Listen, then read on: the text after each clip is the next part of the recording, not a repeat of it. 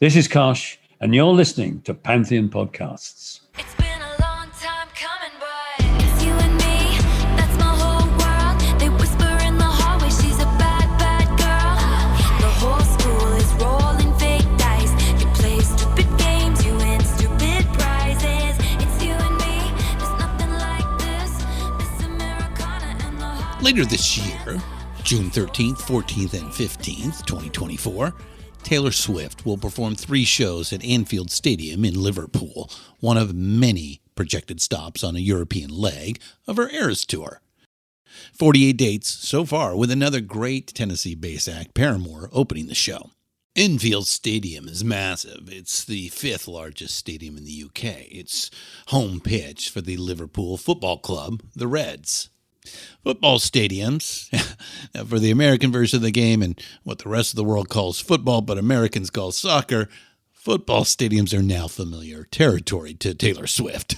SoFi Stadium in Los Angeles, Soldier Field in Chicago, or Estadio Monumental in Buenos Aires, Taylor Swift's Eras Tour of the Western Hemisphere hit dozens of these massive venues and filled them up 70, 80, 90,000 at a time, night after night. The numbers are staggering, absolutely unprecedented.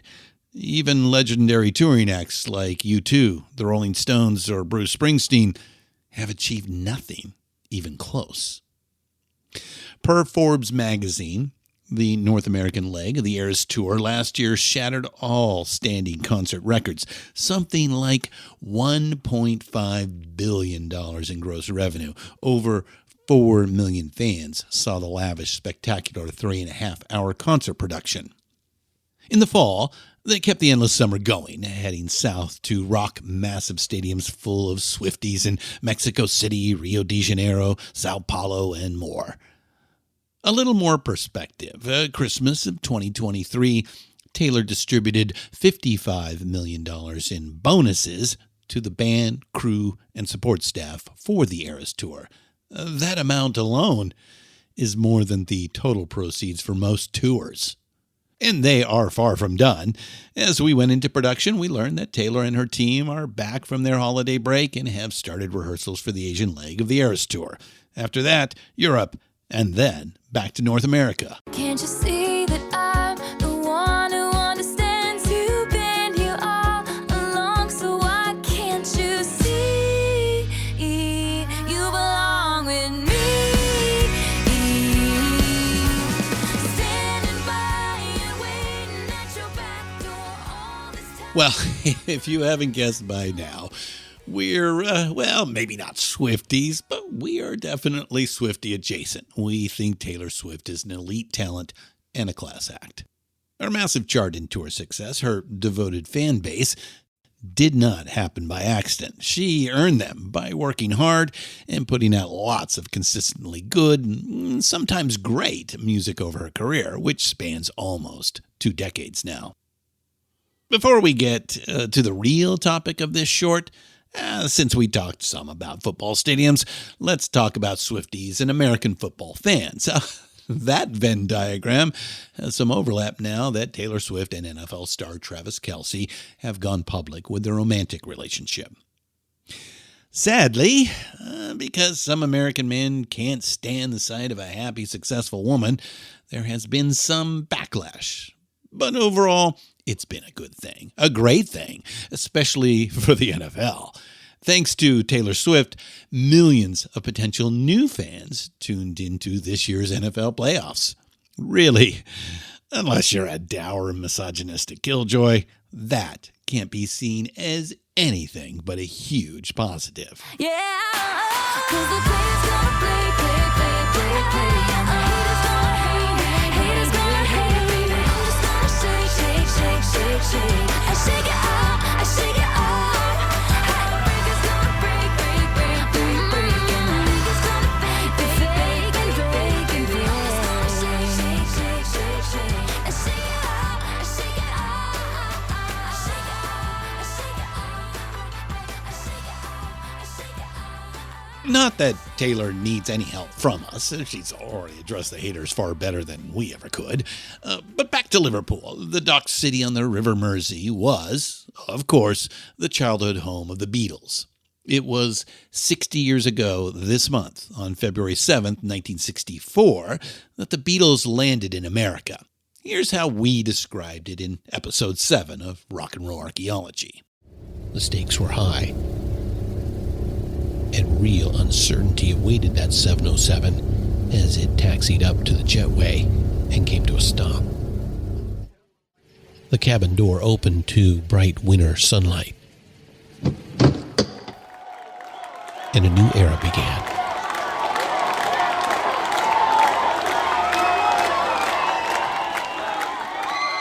And jump ahead now to the very recent past when Time magazine named Taylor Swift Person of the Year for 2023. Here's what they had to say in the write-up. This is the year that Swift achieved a kind of nuclear fusion, shooting art and commerce together to release an energy of historic force. We've said much of the same thing about the Beatles. There's a small handful of musical artists we've seen in our lifetime who cheerfully and casually burst through barriers and deftly managed to sidestep this whole question of art versus commerce. They're just really good at both. And what's more, they make it look easy. The Beatles are in that small elite group. One could argue they are the founding members. Bob Dylan and Johnny Cash, Paul Simon, David Bowie is another one. Stevie Wonder and Joni Mitchell, Prince, Bruce Springsteen. There are others, but only a few. You get the idea.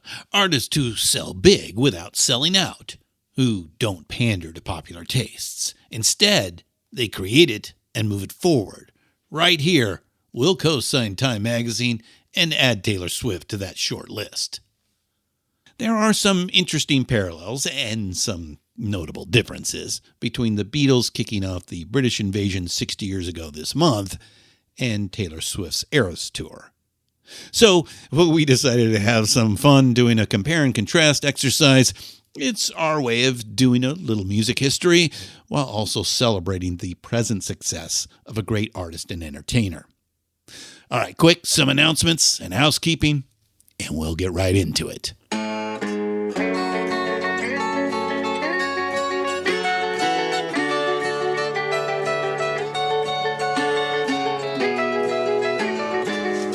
In a place I can't forget the time, all place where we just met. She's just the girl for me, and I want all the world to see we've met. Had it been another day, I might have looked the other way, and I'd have never been aware. But as it is, I'll dream of her tonight. Falling, yes I'm falling, and she keeps calling me back again. I've never known the like of this. I've been alone and I have missed things and kept out of sight. This podcast is intended to be education and commentary. It will discuss adult themes and may use coarse language. Pantheon Podcasts presents Rock and Roll Archaeology with host Christian Swain. Music, culture, technology, and rock and roll.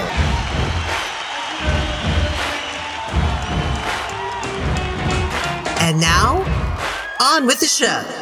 Hey, my diggers. It's another short while you wait for the next big show to drop. We certainly hope you all listened to episode 24, The Wonder Years. But if you haven't found it yet, here's a friendly reminder not to miss this important chapter in our Rock and Roll Archaeology course.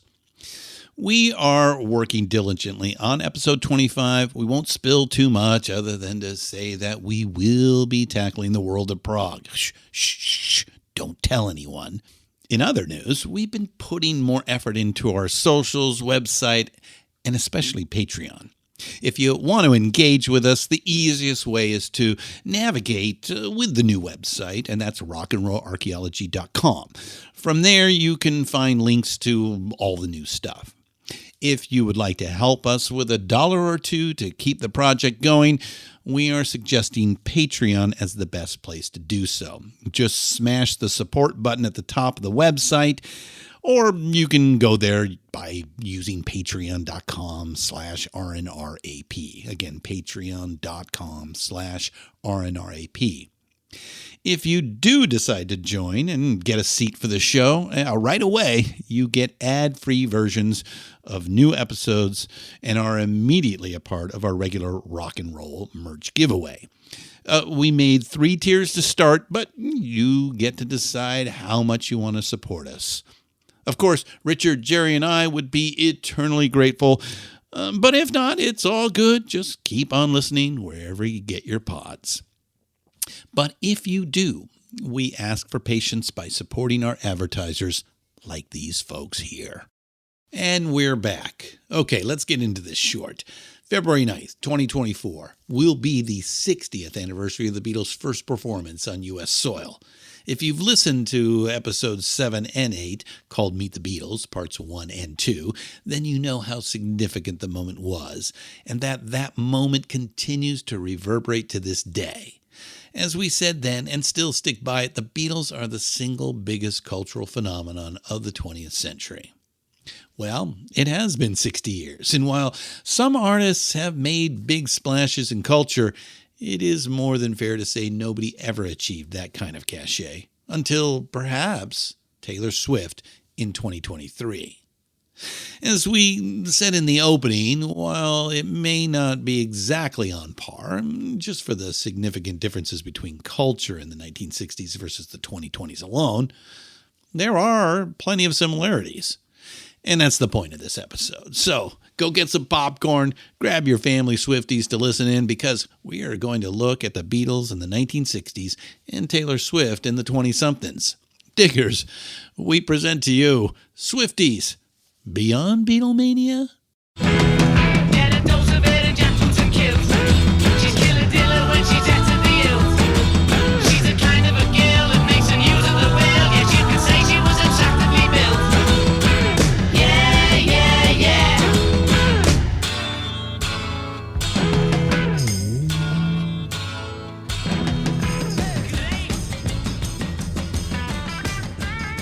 So in November of 2023, Forbes magazine, where one does find some good reporting on the business side of music, ran a short piece about Taylor Swift and about the Beatles, who still hold the all-time record with 15 #1 albums on the UK charts. If you were a late 70s, early 80s kid like us, then you remember the Red album and the Blue album. A pretty good chance those 2 compilation albums were your introduction to the Beatles.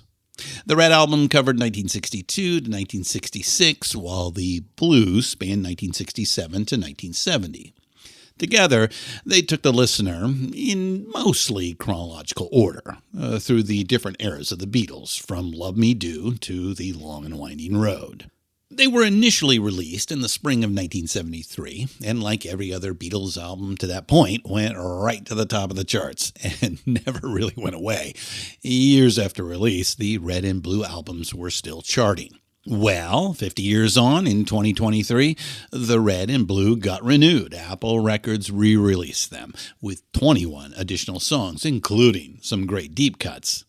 One addition we really appreciate is Dear Prudence. They sequenced it correctly too, putting it right after Back in the USSR, same as on the White Album.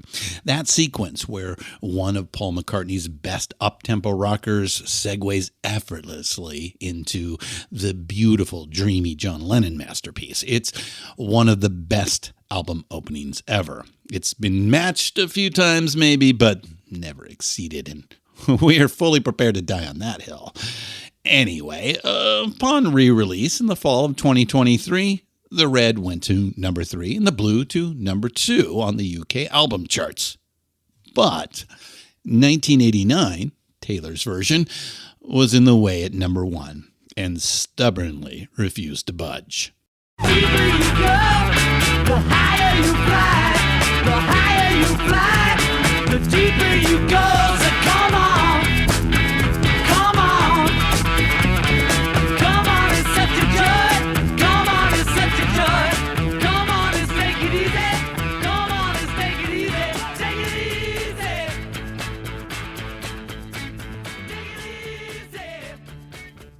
the higher you climb, the deeper you go.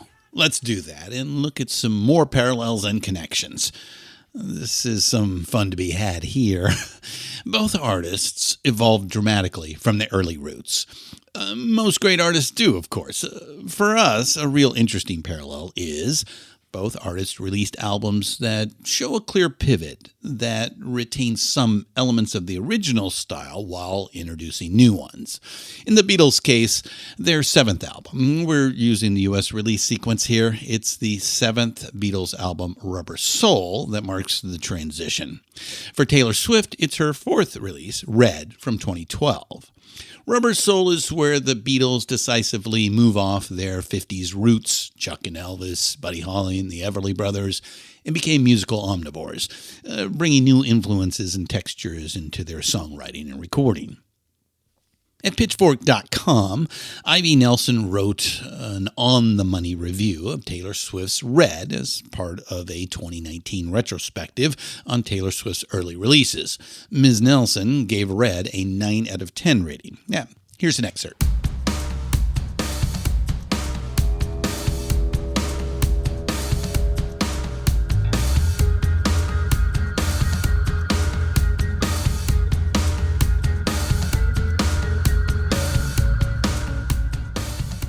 Looking at the albums that followed Red, it's obvious Swift longed for the inorganic, to send her songs through the distortions of modern pop and see what kind of genetically scrambled horror would come back.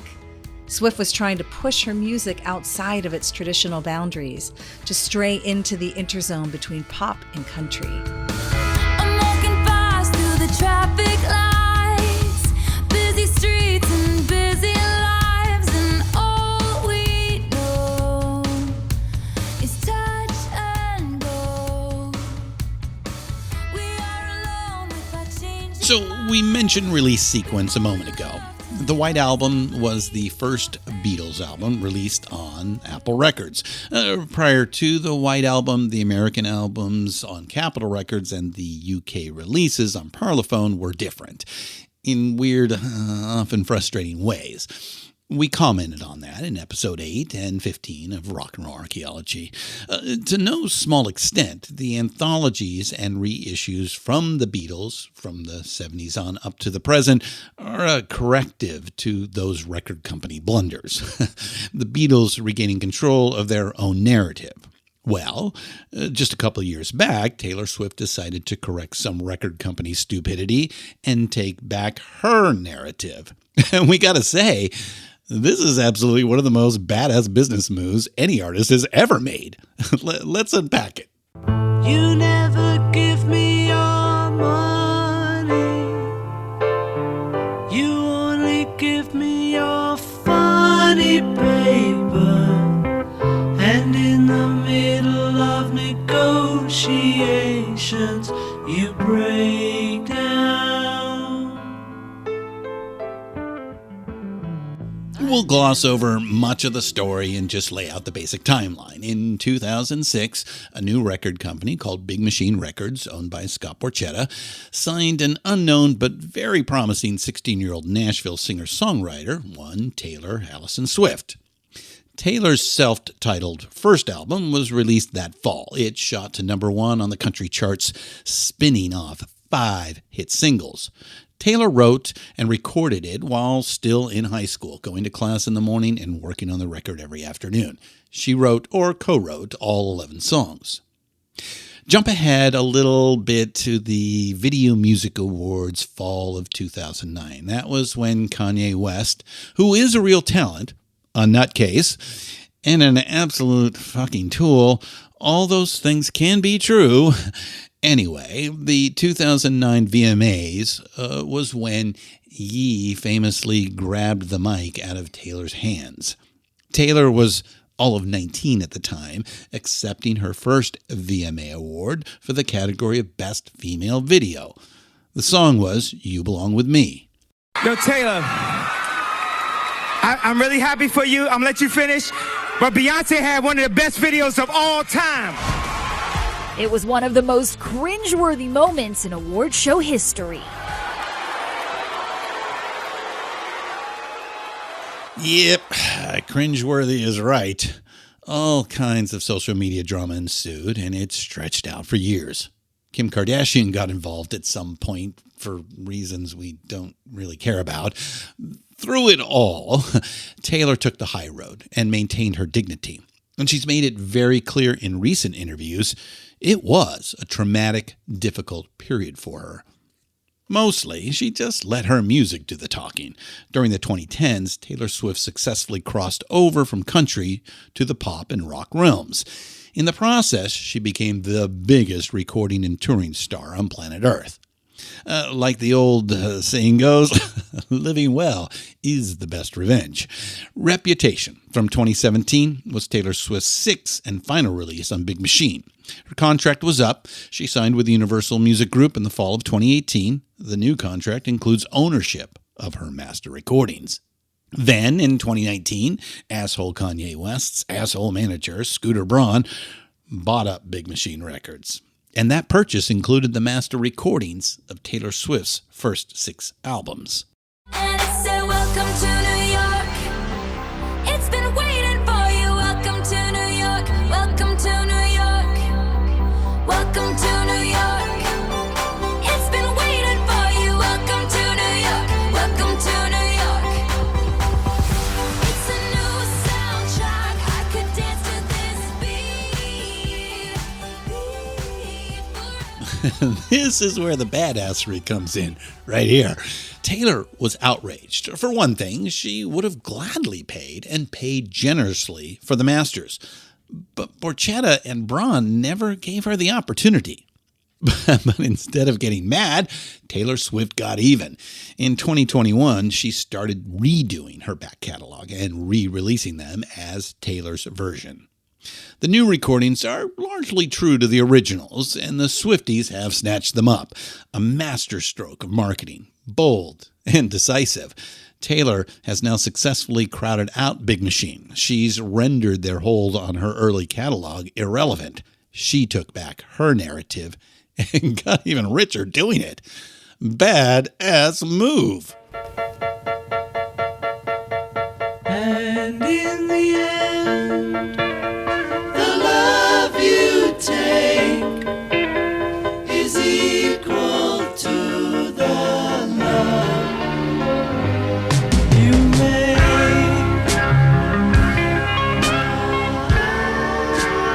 During her Time magazine interview, Taylor Swift took the author, Sam Lansky, on a tour of her swanky New York apartment. Taylor owns not one, but 2 private jets. Her net worth is now well north of $1 billion. But her prized possession, the thing she wanted to show off the most, is a personal note from Paul McCartney she keeps framed on the wall of her bathroom. It says, "Take these broken wings and learn to fly." And in the end, only time will really tell. 50, 60 years from now, will music fans and opinion havers like us draw parallels between these 2 massive cultural forces? Is Taylor Swift bigger than the Beatles? We think she will certainly be in the conversation, but the short answer is no. That answer has nothing to do with merit or achievement. It just has to do with circumstances and timing. The Beatles were very much in the exact right place at the exact right time. They were pushed along by a confluence of events and trends, profound changes in music, culture, and technology that never can and never will occur again. 73 million viewers tuned in when they made their legendary debut on The Ed Sullivan Show on February 9th, 1964. At that time, the U.S. population was about 190 million, roughly half of what it is today. That's a level of audience share, of media saturation that nobody, not even Taylor Swift cheering on her boyfriend at the Super Bowl, will ever be able to match.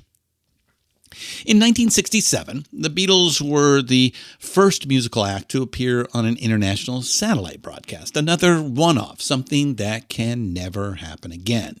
So, no, strictly speaking, Taylor Swift won't be bigger than the Beatles. It's just not possible. All that said, though, over the last few years, Taylor Swift has done something that we haven't seen since the Beatles. and we do think it's going to hold up over time. The 2023 Person of the Year write-up in Time magazine put it simply and correctly. She's the last monoculture left in our stratified world.